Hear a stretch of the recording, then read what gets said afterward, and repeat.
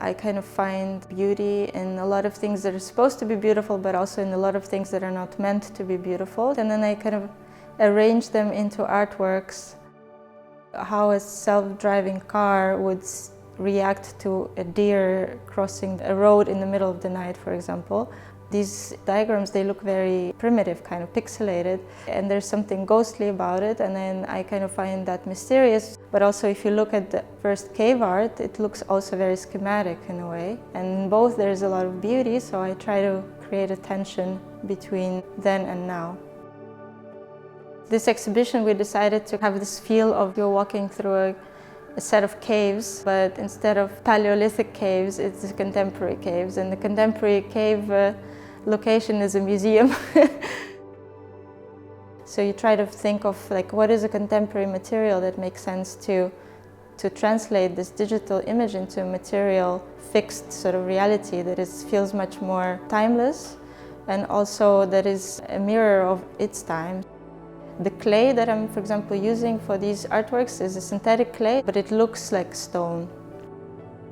There's this theme of synthetic versus natural, synthetic materials versus natural materials, synthetic image versus nature itself.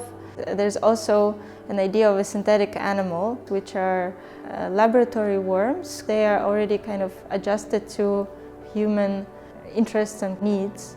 They kind of become this oversized nest of worms that almost looks like a horror movie scene. Our ability to even take these images, for example, is a form of expansion of human presence in the world, be it on the cellular level of a little worm or somewhere in the midst of a savanna. Maybe we're not supposed to see these moments, be so close to this creature, because as soon as we take a picture of something, that means we mapped it. So it's a form of kind of colonialism in a way. Our reality is dominated by models now, algorithmic models or visual models of things. Maybe the model dominates the real thing. And we end up in this sort of dark room with the video. And the video is an attack on the senses, because by seeing the video you will kind of have a psychedelic experience, I think. And imagine yourself as an antelope in the savannah or a dolphin or an AI algorithm.